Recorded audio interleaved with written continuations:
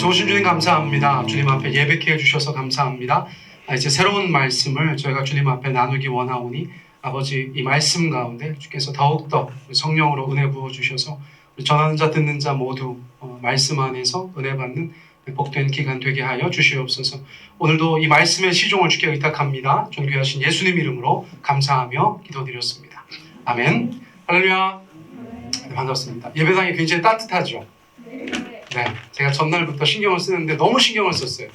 날씨가 또 예보랑 다를 때가 있어요.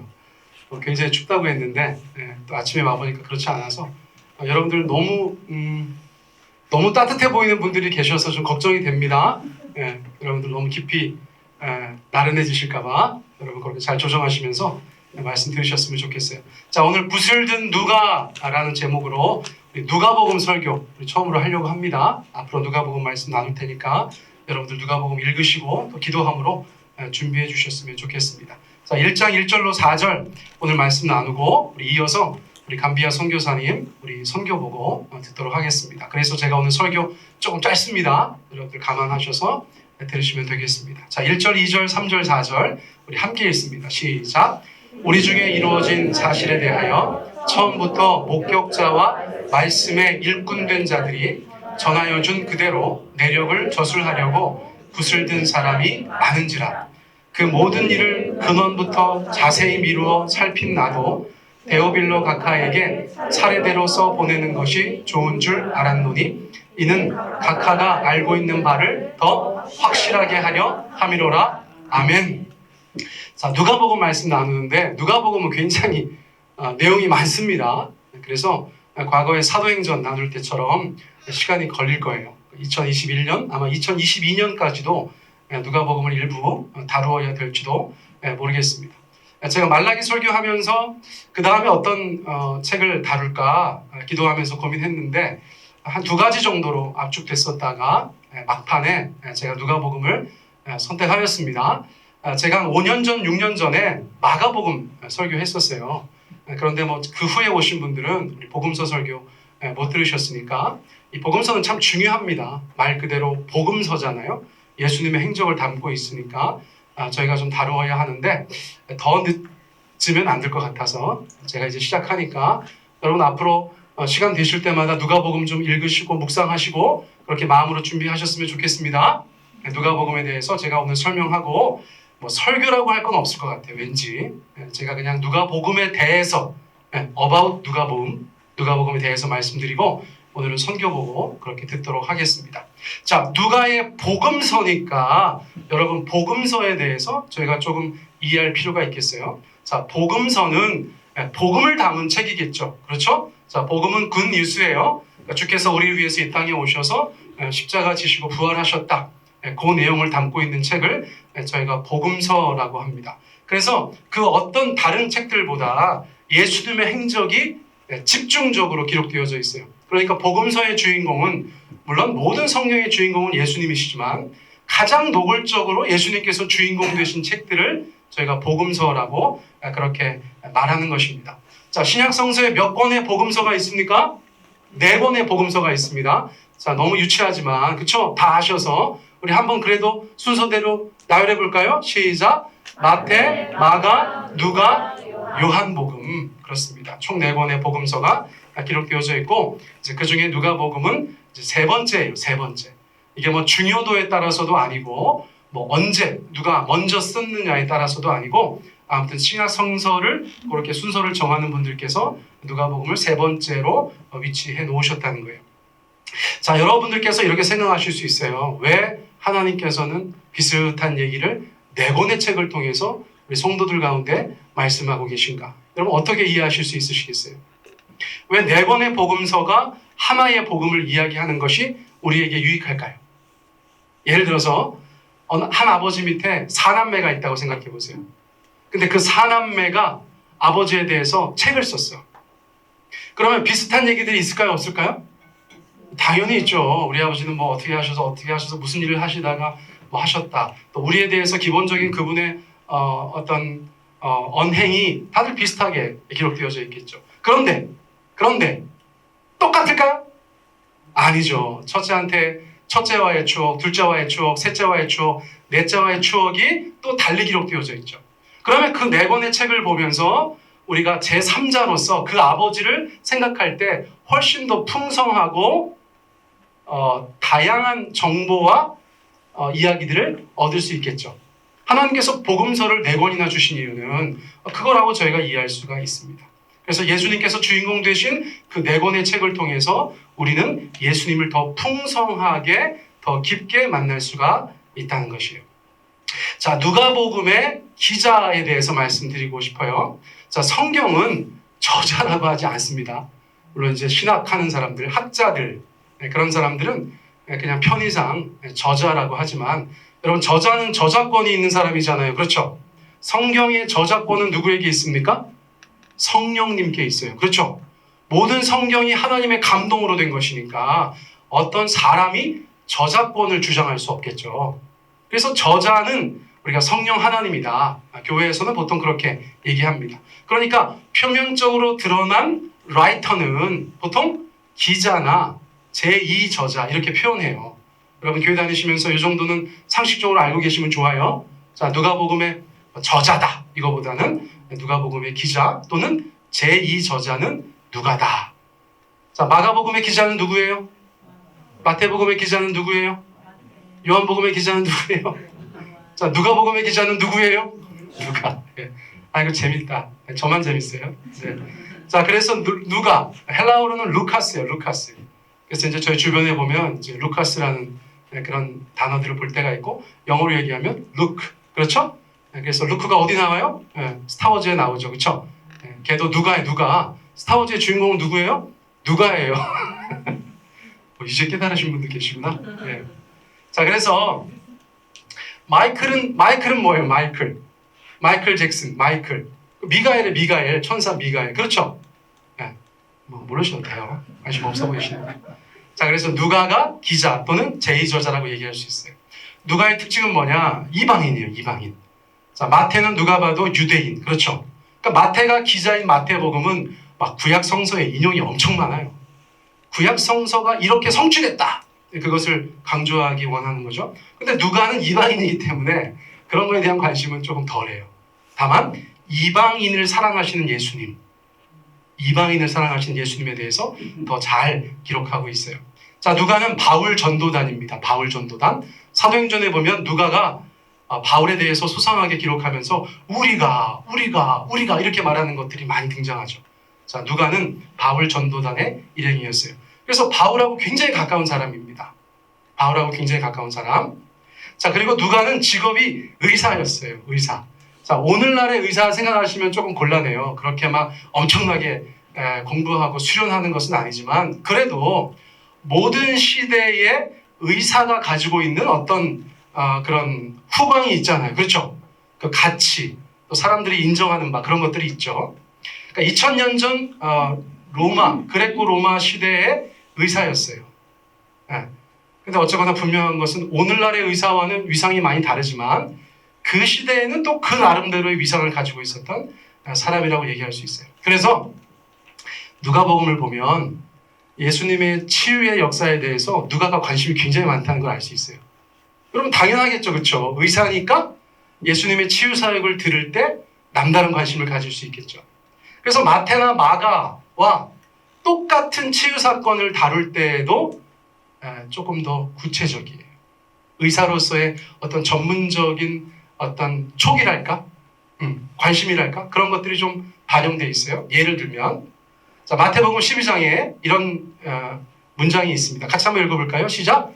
한쪽 손 마른 사람이 있는지라. 자, 마태는 성령 충만해서 마태복음을 기록하였지만 마태를 통한 복음서기 때문에 한쪽 손 마른 사람이 있다. 이렇게 기록했어요. 근데 마가는요. 마가. 같이 읽어볼까요? 시작! 한쪽 손 마른 사람이 거기 있는지라. 거기 있어. 거기 있어요. 그런데 누가는요. 이거 미리 맞추실 수 있겠어요 혹시? 예? 그 정도까지 저희가 막 성경을 막 달달달달 외우고 있지는 않으니까. 근데 이런 차이가 있어요. 거기 오른손 마른 사람이 있었다. 예. 누가는 그런 얘기를 딱 들었을 때 그 사람이 오른쪽이었을까 왼쪽이었을까가 궁금한 거예요. 많은 사람들이 안 궁금한데 누가는 의사로서 그게 궁금한 거예요. 굉장히 중요하지 않습니까? 오른쪽 팔인지 왼쪽 팔인지 중요하지 않습니까? 우리 가끔씩 뭐 뉴스에서 엉뚱한 얘기 들리잖아요. 그렇죠? 뭐 어디 수술해야 되는데 전혀 다른 데 수술해가지고 나중에 막 의료 분쟁 생기고 그런 경우 있잖아요. 그러니까 정확하게 오른손인지 왼손인지가 중요한데 다른 사람들은 별 관심이 없는데 누가는 그것에 대해서 관심을 가지고 있는 그런 특별함을 가지고 있는 기자였다. 저희가 그렇게 이해할 수가 있겠어요. 자, 누가복음의 특징이 있어요. 자, 첫째는 역사서입니다. 역사서. 이게 뭐가 중요한가? 당연히 그 성격을 알고 저희가 성경을 읽는 것이 굉장히 중요하겠죠. 여러분들이 읽을 때마다 도대체 이게 무슨 책인가 하는 아가서. 아가서는 원래 뭡니까? 여러분 그게 극대본이에요. 극대본. 그게 대본입니다. 개혁 성경이나 개혁 개정 성경에서는 그냥 다 섞여 있어요. 그런데 최근에 번역된 새 번역 같은 거 보면 남자 파트, 여자 파트 다 함께 이런 게 나와요. 네, 그게 원래 노랫말이에요. 노랫말. 그래서 사람들이 그걸 가지고 공연을 했고 그것을 가지고 남자, 여자가 서로 그렇게 나누어서 대사하는 그런 부분을 가지고 있어요. 그러니까 어떤 장르인지를 알고 읽어야 저희가 그 의도하는 바를 더 잘 깨달을 수가 있다는 것이에요. 그런 면에서 누가복음은 역사를 기록한 역사서다 이야기할 수 있어요. 신약 성서의 대표적인 역사서는 사도행전이 있어요. 사도행전.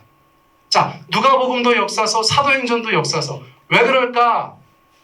여러분 그 두 책이 원래는 한 책이기 때문에 그래요. 이게 무슨 소린가?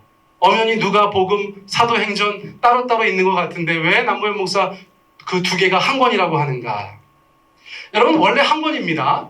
누가가 똑같이 썼어요. 누가복음도 누가가 기자고 사도행전도 누가가 기자예요. 받는 사람은 데오빌로라는 사람으로서 동일합니다. 그런데 왜 전편이 있고 후편이 있을까요? 왜 상편이 있고 하편이 있을까요? 여러분 제가 화면 밑에 어떤 이미지를 넣어놨는데 이게 혹시 뭔가 아시겠어요? 이게 뭐 같으세요?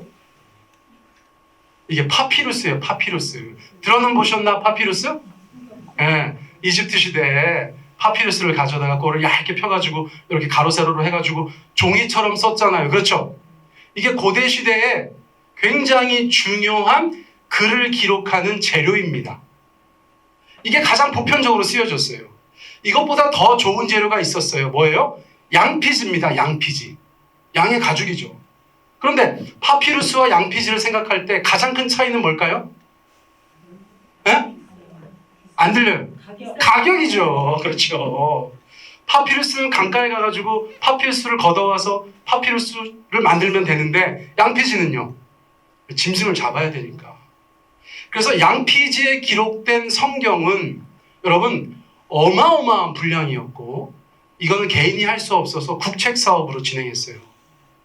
신구약 성서를 같이 기록하려면 얼마나 많은 양피지가 필요했겠어요. 그걸 어떻게 개인이 합니까? 그래서 국책 사업이었다. 그래서 대부분은 파피루스에 글을 썼고 성경도 파피루스에 기록되어져 있어요. 신약 성서는. 근데 너무나 재밌는 건 뭐냐면 그때 당시의 기술이 파피루스가 10m를 못 넘기는 거예요. 두루마리입니다. 두루마리. 자, 10m 이상을 감을 수가 없었어요. 그래서 누가복음도 10m 딱 썼습니다. 19,400자 단어로 19,400단어를 쓰니까 10m가 딱 됐어요. 그래서 그것이 누가복음이에요. 그 후에 똑같은 사람한테 똑같은 기자가 이어서 쓴 책이 사도행전입니다. 자, 18,400단어. 그래서 이 두 책이 20m예요. 파피루스 20m. 자, 어떤 배경을 가지고 있는 줄 아시겠죠? 그러니까 우리가 예를 들어서 예수님 얘기부터 시작해서 초대교회가 어떻게 형성됐는지까지를 한 번에 읽으려면 어떤 책을 읽으면 좋겠어요? 누가복음과 사도행전을 함께 읽으면 가장 좋다. 같은 기자가 통일성을 가지고 하나님 앞에서 쓴 책이기 때문에 그런 유익이 있다. 특징이 있다. 그렇게 말씀드릴 수 있어요. 자, 세 번째 특징은 뭐냐면 앞서 말씀드린 것처럼 이방인들을 배려한 책이에요. 여러분 저희는 유대인이에요? 이방인이에요?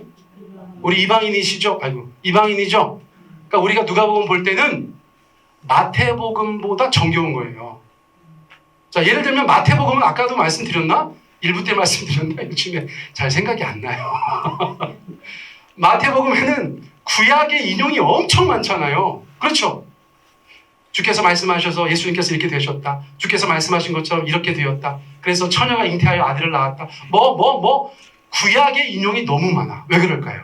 유대인들을 위한 복음서이기 때문에 그래요. 유대인들은 구약 성서에 대한 선 지식이 있었고, 그래서 마태복음을 볼 때, 진짜 구약 성서가 그런 말이 있는데 예수께서 이렇게 성취하셨네? 라고 접근할 수가 있는데, 여러분 다른 헬라인들, 그리스어를 쓰는 다른 이방인들은 그런 거 크게 중요하지 않겠죠. 구약 성서 얘기해도 잘 모르고, 그렇죠? 그러니까 누가복음에는 일체 그런 게 없어요. 그냥 이방인들을 배려해서 그들의 문화에 맞게 복음서를 써나간 것이니까 어쨌거나 우리는 누가복음이 훨씬 더 정겹게 느껴질 수 있다는 거예요. 자, 그리고 네 번째는 뭐냐면 소외된 자들이 많이 등장합니다. 다른 복음서에 비해서 소외된 자들이 굉장히 많이 등장해요. 그러니까 유대인들이 볼 때 죄인이라고 했던 사람들, 유대인들이 볼 때 사람 취급하지 않았던 사람들에 대해서 누가복음은 굉장히 많이 언급하고 있어요. 가늠한 여인이라든가 아니면 유대인들이 너무 싫어하는 삭개오 셀이라든가 또 사마리아인들, 예를 들면 지난주 제가 설교하면서 10사람이 치유받고 한 사람만 돌아왔는데 그 사람은 유대인이에요? 사마리아인이에요? 그 사람은 사마리아인이더라. 누가복음은 그런 식으로 사마리아인들 중에서도 주님의 은혜 받은 사람들, 또 주님께 감사하는 사람들이 있다는 것을 말해요. 또 선한 사마리아인의 비유는 어디 나옵니까? 누가복음에 나와요. 누가 내 이웃입니까? 선한 사마리아인을 이야기하시면서 네가 그런 좋은 이웃 되라 예수님께서 말씀하시는데, 하필이면 유대인들이 그렇게 싫어했던 사마리아 사람을 선하다고 얘기하시는 그런 예수님의 모습이 부각되어져 있다는 것입니다. 자, 다섯 번째 한번 읽어볼까요? 다섯 번째, 시작. 여성의 위상이 아주 높음. 할렐루야. 우리 자매님들 누가복음 많이 보시기 바랍니다. 우리 자존감 높아지시기를 바랍니다. 문화적으로 2000년 전은 우리 자매들에 대해서 그 소중함을 몰랐던 시기예요. 큰일 나죠, 그렇죠? 우리 자매들이 얼마나 귀하고 복된데. 근데 누가복음은 정말 여성에 대해서 아주 높이 평가하는 거예요. 자, 예를 들어서 누가복음을 탁 열면 처음에 등장하는 사람은 사가랴와 엘리사벳입니다. 세례 요한의 부모님, 침례 요한의 부모님이신데, 사가랴가 조금 나오다가 그 다음부터 막 엘리사벳이 막 다 해요. 엘리사벳이. 요셉과 마리아가 나오는데 요셉은 거의 안 나와. 마리아가 막 다 나와서 막 노래하고 막, 그 다음에는 엘리사벳하고 마리아하고 둘이 만나서 또 막 둘이 노래하고 막 축복하고, 시작하자마자 여성들. 네. 마르다와 마리아 얘기가 가장 풍성하게 나오는 것도 누가복음입니다.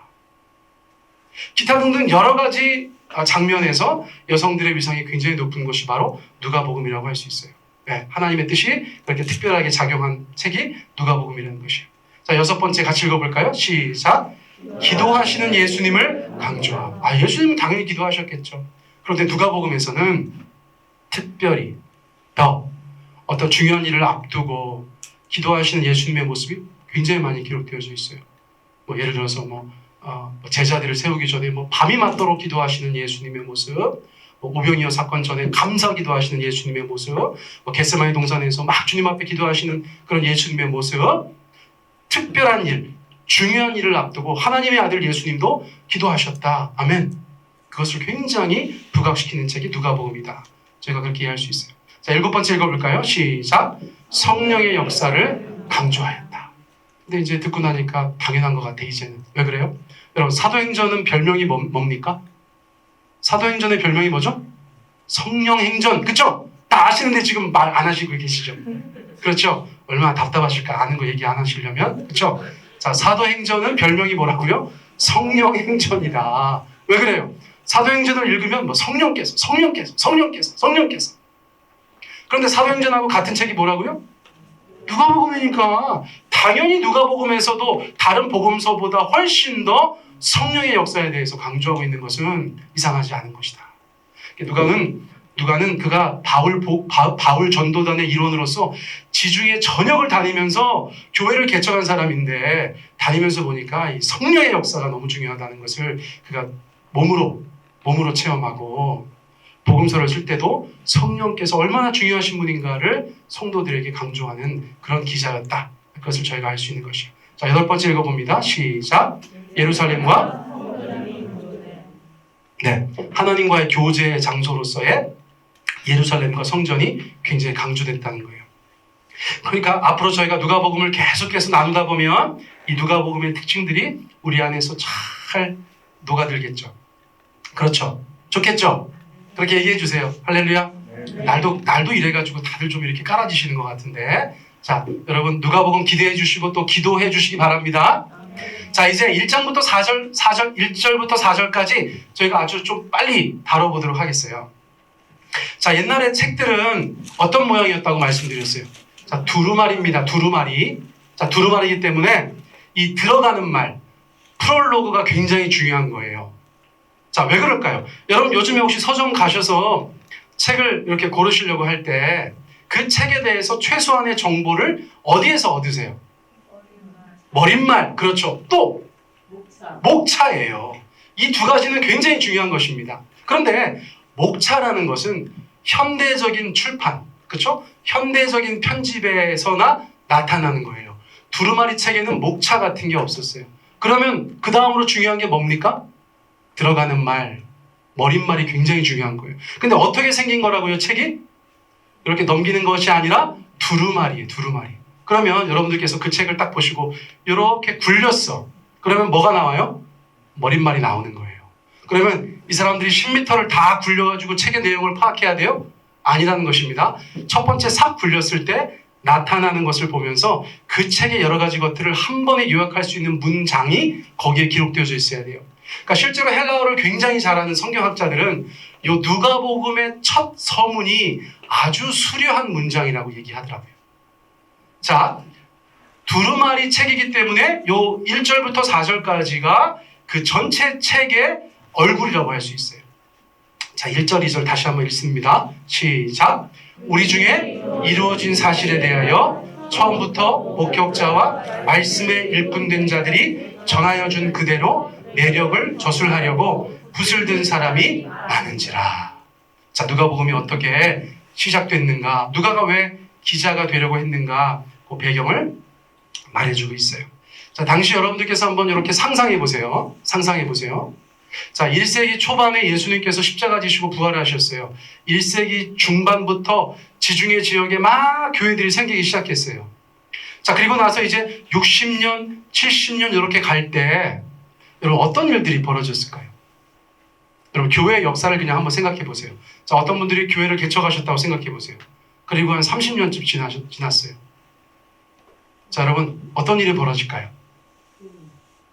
자, 세대가 교체가 되는 것입니다. 자연스럽게 30대 때 아주 그냥 젊은 집사님이 교회를 개척하시고 막 목사님하고 막 기도하고 막 헌신하고 봉사하시면서 막 교회를 세워가셨어. 근데 한 30년, 40년 지났어. 자, 그분이 이제 나이가 지긋한 장로님이 되셨어요.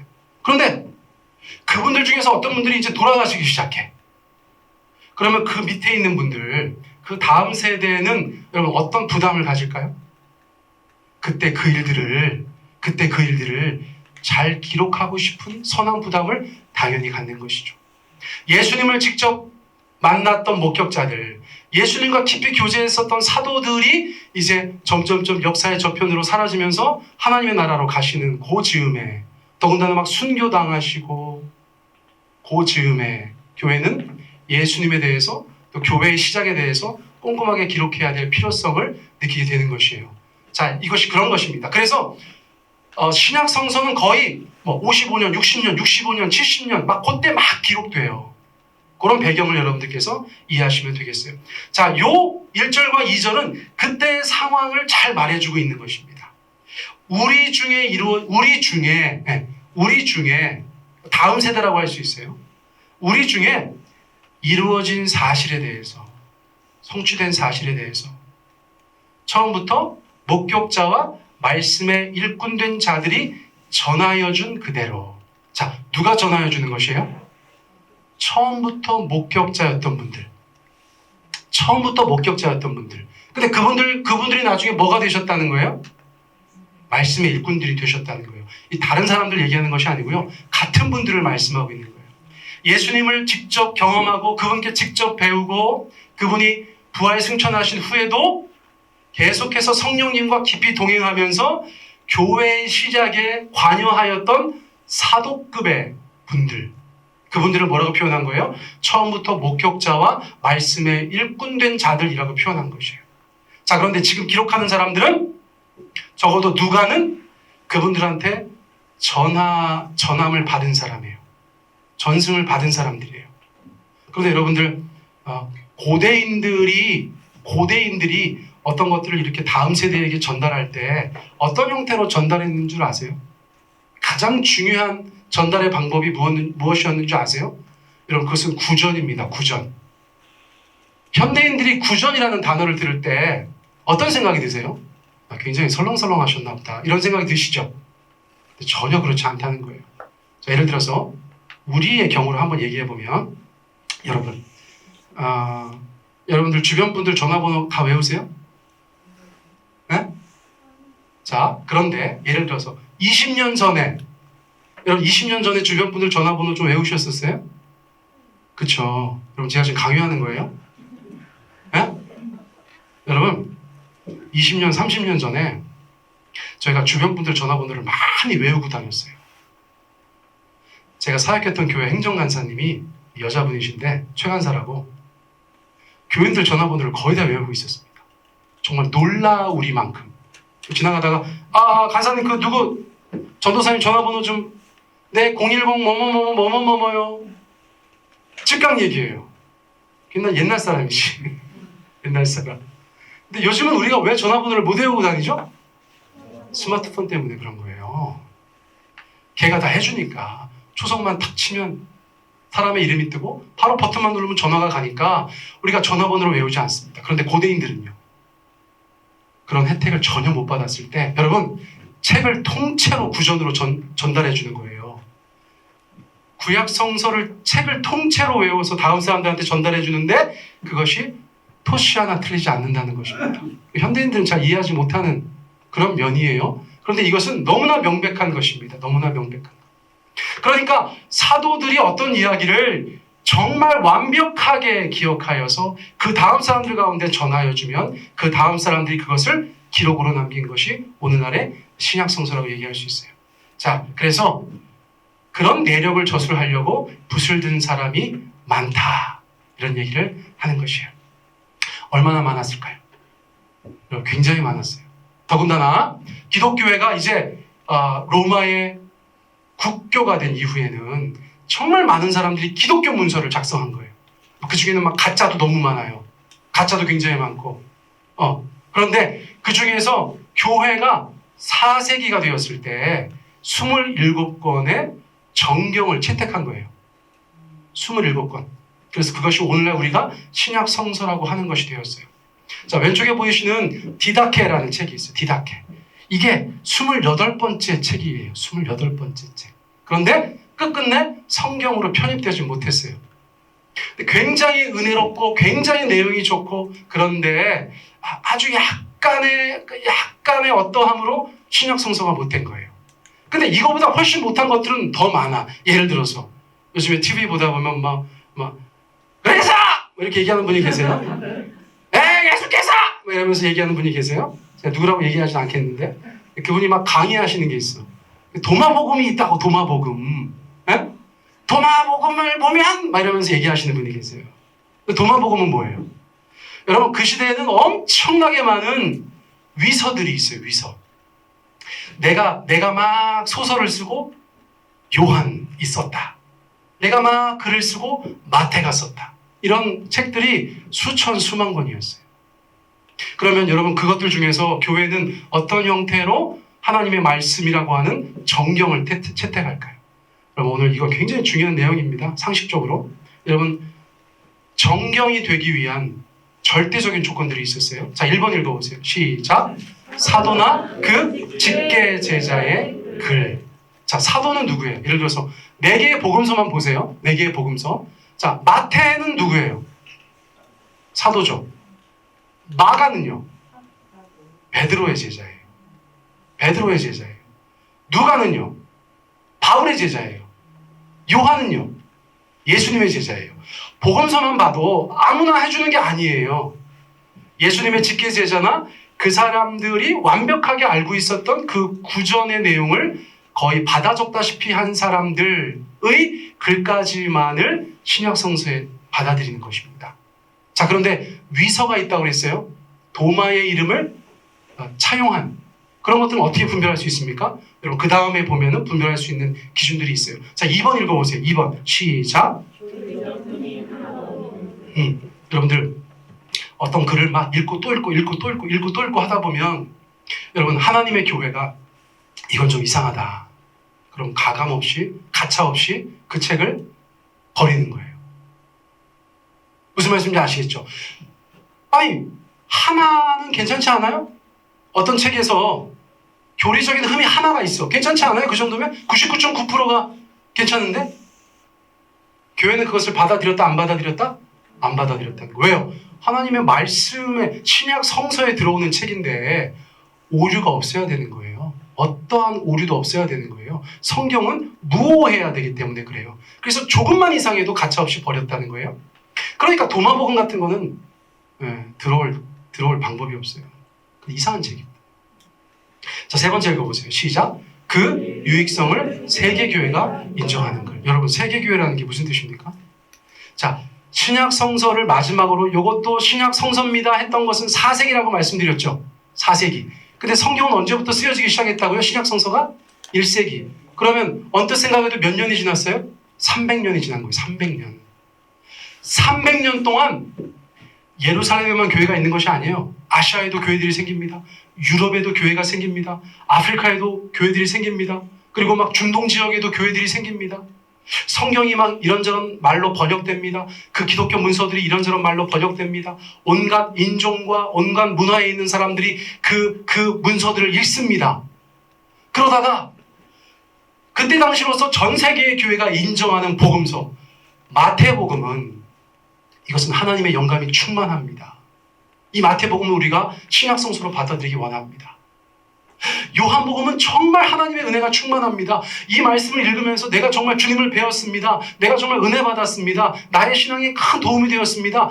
전 세계가 인정한 교회가 마태복음부터 요한계시록까지의 27권이라는 것이에요. 아무거나 들어온 게 아니라는 것을 여러분들 가운데 말씀드리는 거예요. 자, 그러한 책들 중에서 누가복음도 있다는 것입니다. 자, 그 배경을 제가 말씀드려요. 자, 누가복음 1장 3절 같이 있습니다. 시작. 이 모든 일을 근원부터 자세히 미루어 살핀 나도 데오빌로 각하에게 차례대로서 보내는 것이 좋은 줄 알았노니. 여러분, 제가 어릴 때는 설교를 이렇게 하지 않았어요. 제가 처음으로 사역 시작할 때 저희 담임 목사님이 계셨는데 그분은 굉장히 점잖은 분이에요. 원고를 다 써서 거의 읽다시피 하는 분이에요. 여러분, 저랑 스타일이 맞아요, 안 맞아요? 빨리 대답해 주세요. 여러분, 제가 그렇게 할 수 있어요, 없어요? 할 수 있어요. 누구야? 할 수 있어요. 저도 원고 설교 할 수 있어요. 원고 쓰고 읽을 수 있어요. 제가 한글을 깨쳤어요. 그래서 읽을 수 있는데 전도사 때 제가 그렇게 설교했어요. 사람들이 막 제가 또 글을 꼼꼼하게 써가지고 읽으면 또 괜찮아. 원고 설교도 괜찮아. 근데 어느 순간 제가 깨달았어. 나한테 안 맞는 옷을 입고 있어. 여러분, 하나님은 우리가 다른 사람을 따라하는 걸 원치 않으세요? 누가가 마태처럼 할 필요가 없어요. 누가가 마가처럼 할 필요가 없습니다. 누가가 요한처럼 할 필요가 없어요. 누가는 누가처럼 하면 되는 것이에요. 그래서 누가가 어떻게 했다는 거예요? 여러분, 그 사람의 성향은 다른 복음서 기자들하고 다른 거예요. 어떤 사람이에요? 꼭 의사여서 그런 게 아니라 원래 성향이 그런 사람이야. 이 사람은 어떤 사람이냐면 모든 일을 근원부터 자세히 미루어서 살펴서 차례대로 써야 직성이 풀리는 사람이에요. 누가는 어떤 사람이라고요? 모든 일을 근원부터 자세히 미루어 살펴서 차례대로 써야 직성이 풀리는 사람이라고. 누가는 기도하면 이렇게 해야 될 것 같은 사람이에요. 마가는 기도하면 짧게 써서 빡 넘겨야 되는 것 같은 사람이고. 마가복음은 굉장히 문장도 짧아요. 군더더기가 하나도 없어요. 16장에서 딱 끝나잖아요. 그렇죠? 누가복음은 모든 일을 근원부터 자세히 미루어 살펴서 차례로 써가지고 엄청 많아. 1장 80절까지 있어요. 할렐루야. 누가복음 읽다가 큰일 나요. 예. 엄청나게 방대하고 포괄적이고 꼼꼼하고 자세하고 논리적이고 그걸 막 그렇게 기록해 놓은 책이 바로 누가복음이라는 것이에요. 그러니까 하나님은 누가를 어떻게 쓰셨어요? 누구처럼 쓰셨어요? 누가처럼 쓰셨다. 우리가 누구를 따라해야 됩니까? 그런 사람 아무도 없다는 거예요. 예. 요즘에 그 목사님 저 굉장히 부러워해요. 목사님 좋겠다고. 예. 우리가 되어야 되는 줄 믿습니다. 우리 문집사님처럼 우리 이집사님처럼 그쵸? 우리 강영진님처럼 하나님께서 그렇게 쓰실 줄 믿습니다. 자, 마지막 슬라이드예요. 자, 1장 4절 같이 읽습니다. 시작. 이는 각하가 알고 있는 바를 더 확실하게 하려 함이로라. 자, 누구한테 보냈는가? 여러분 앞서서 보셨어요? 누구한테 보냈습니까? 데오빌로예요. 데오빌로. 자, 데오빌로. 데오필로스인데 앞에 데오는 하나님이라는 뜻이고 필로스는 사랑한다는 뜻이에요. 자, 여러분 사랑 그리스 사랑 얘기 많이 들어보셨죠? 아가페, 에로스, 필레오, 그쵸? 그때 필레오죠, 그쵸? 그래서 하나님이 사랑하는 자다 그러니까 사람들이 생각할 때 이런 사람이 진짜 있을까 이름이? 신해잖아, 신해. 이런 사람이 있을까? 가상의 인물이다. 그렇게 얘기했던 적도 있지만 나중에 보니까 흔한 이름이야. 네, 그때 당시에 흔한 이름. 그래서 데오빌로는 당연히 가상의 인물이 아닌 실존 인물이었을 것이다 생각하고 뒤에 각하가 붙잖아요. 각하. 네, 어떤 관직에 있었던 사람일 것이다 라고 요즘에 이해하고 있어요. 자, 하나님께서 사랑하시는 자, 하나님께서 아끼시는 자인데 이 사람은 지금 어떤 신앙 상태를 갖고 있는 것 같으세요? 어느 정도의 신앙 단계에 다다른 사람인 것 같으세요? 초신자라고 볼 수 있겠죠. 초신자. 그쵸? 자, 로마의 관리인데 그가 기독교에 대해서 우호적이고 어쩌면 지금 기독교에 막 입교했는지도 모르겠어요. 이 사람이 뭔가 알고 있긴 하지만 확실하게 알고 있지 못한 상태예요. 그래서 누가는 그 사람에게 누가복음과 사도행전을 기록하여서 전달하였죠. 목적은 뭘까요? 이제 예수님에 대해서 조금 알아가는 사람에게 보다 더 확실하게 주님을 증거해 주고 싶은 목적을 가지고 있다는 것이에요. 자, 그러니까 앞으로 여러분들 우리가 누가복음을 꼼꼼하게 살펴볼 때 우리 교인들 가운데 어떤 영적인 유익이 있을까요? 우리가 알고 있는 것들이 있어요. 그렇죠? 할렐루야. 그런데 누가복음 다 끝나면 어떤 일이 벌어질까요? 더 확실하게 알게 되는 역사가 있을 줄 믿습니다. 그럼 그 일을 위해서 기도해 주셔야 되는 줄 믿습니다. 원래 설교가 하나가 시작되면 이렇게 비행기 같은 거가 있어요. 처음에 막 출발할 때 엄청나게 많은 에너지가 필요해. 그럼 누가 그러는데 비행기는 뜰 때 거의 에너지를 엄청 많이 쓴대요. 연료를 엄청 많이 쓰고 올라가서 에너지를 굉장히 아낀대요. 그래서 여러분 이 새로운 설교가 시작될 때는 많은 기도가 필요합니다. 여러분 저를 위해서도 기도해 주시고 우리 교회 공동체를 위해서 기도해 주시고 코로나 상황이 어떻게 될지 모르니까 참 마음이 조금 걱정이 되긴 하는데 우리 많은 분들이 현장에서 이 말씀 듣게 될 수 있기를 그렇게 기대해 봅니다. 우리 같이 기도하겠습니다. 우리 기도하실 때 우리 누가복음 말씀 앞으로 전달되어 줄 텐데 하나님 이 누가복음 말씀 통해서 데오빌로가 알고 있었던 것을 더 확실하게 알게 되었던 것처럼 우리 세종배단위교회 우리 한 사람 한 사람 또 세종배단위교회 공동체 전체가 우리 누가복음 통해서 예수님을 더 깊이 만나는 그런 아름다운 역사 있게 해달라고 이 시간 기도하고 우리 이어서 우리 선교 보고 해주실 우리 김경섭 선교사님 위해서도 여러분 기도해 주실 때 우리 감비아의 상황을 여러분들 가운데 잘 말씀해 주실 줄 믿습니다. 이 시간 그 두 가지 기도 제목 가지고 우리 2, 3분 정도 우리 같이 기도하도록 하겠습니다. 함께 기도합니다.